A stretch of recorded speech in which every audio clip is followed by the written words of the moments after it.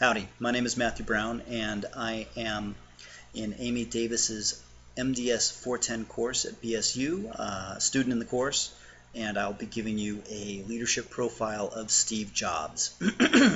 Now, Steve Jobs was a true entrepreneur at heart, and by most measures presented in the Leadership Challenge, you could call him a great leader.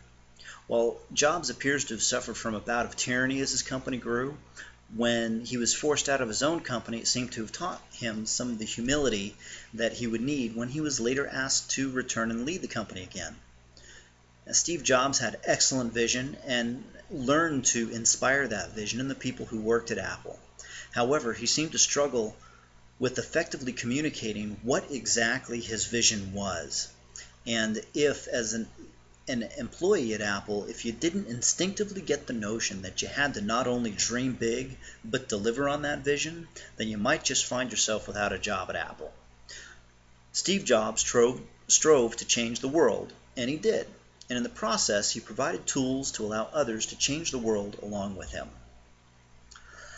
Now, modeling the way with clarifying values and setting the example, he would set the example that he expected his employees to be cutting edge, and he expected them to produce cutting edge work, and they had to, really push the envelope.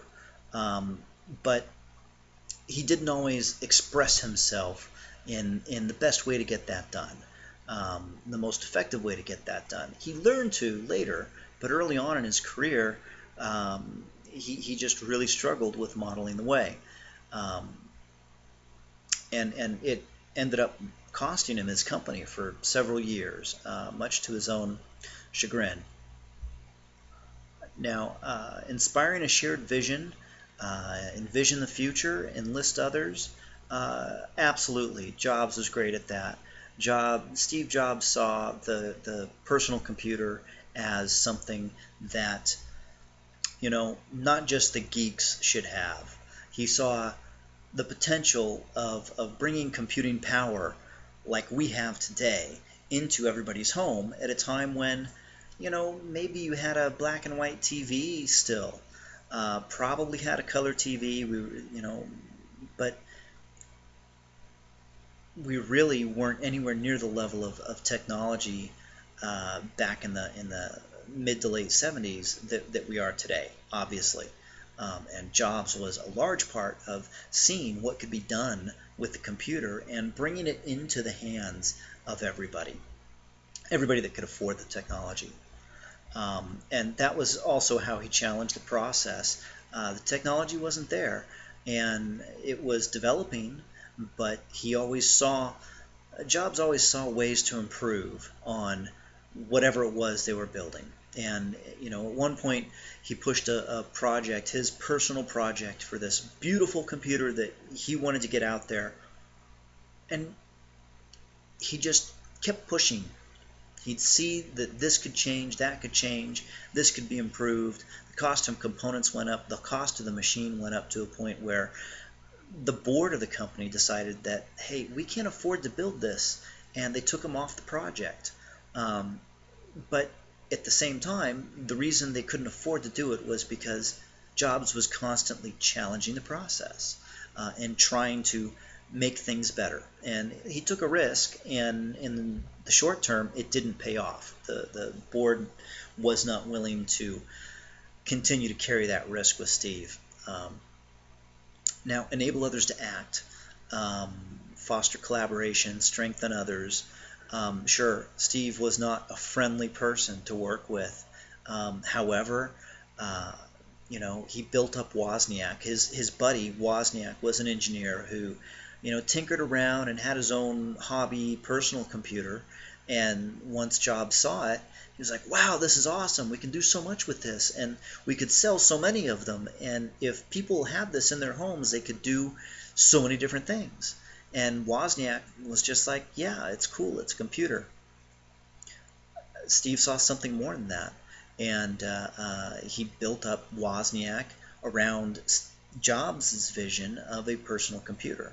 And he inspired the designers at Apple to create just for the sake of creation. Hey, what sounds good to you? What can you do? What can you make happen? Let's do it. which is also strengthening others. Steve Jobs dreamed big, and if you worked for him, you were expected to realize the only limitations in life were the ones that you let hold you back. If you weren't willing to dream big with him, you had no place at Apple. Encouraging the heart, a lot of people that worked around Steve or with Steve or heard about working for Steve talked about how mean he could be and how just very deadline driven and just not the friendliest person to work with. So in his immediate sphere, Jobs didn't necessarily encourage the heart. He pushed people and he pushed them to the edge and expected the best out of them.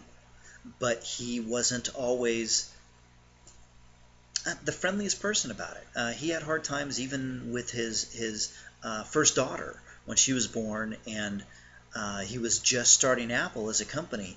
He refused to admit that the daughter was even his. Now, that said,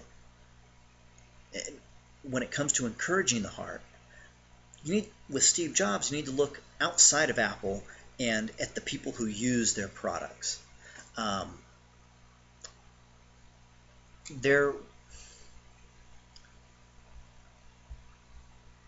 was a article put out by the Journal of Cyber-Psychology, Behavior, and Social Networking that talked about, it's titled, "We'll Miss You, Steve, How the Death of a Technology Innovator Emotionally Impacts Those Who Use and Love His Digital Devices." Study author observed that many of the users of Apple devices expressed sadness in Jobs' passing and wondered why. What they found through their study was that Apple devices filled psychological needs of end users such as connectedness to loved ones, autonomy, and aiding in making effective decisions in life. Now,